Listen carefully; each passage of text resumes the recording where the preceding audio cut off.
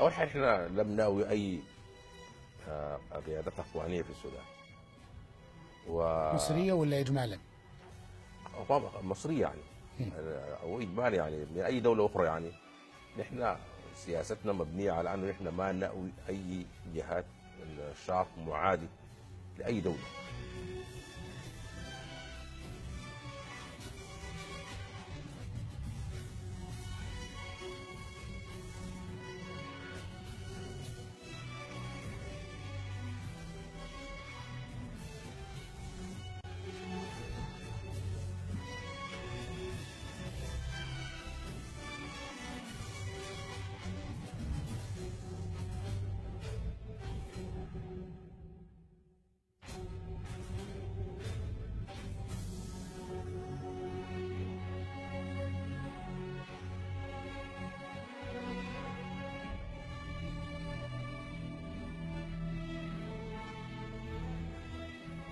اسمي مؤمن محمد ابراهيم عبد الجواد.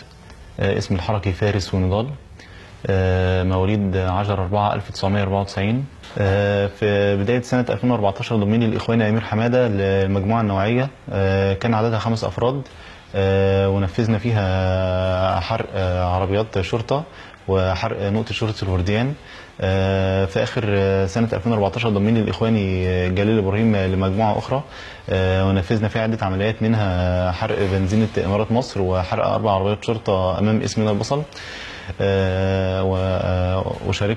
شاركت انا والاخواني مصطفى نبيه والاخواني علاء جابر في وضع عبوه متفجره امام اسم شرطه العطارين.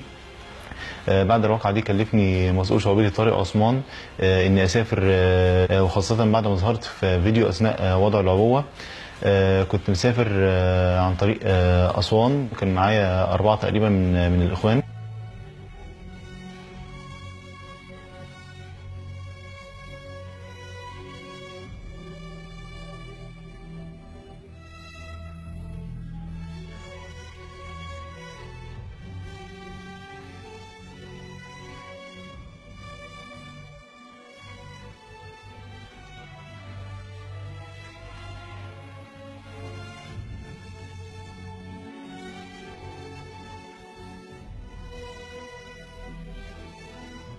وبعدها بفترة شاركت في دورة تكتيك عسكري، وكان في 2 مدربين في الدورة دي.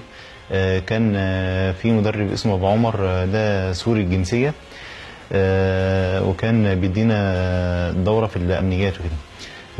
وفي المدرب التاني اسمه أبو حمزة، كان بيدينا دورة في التكتيك العسكري.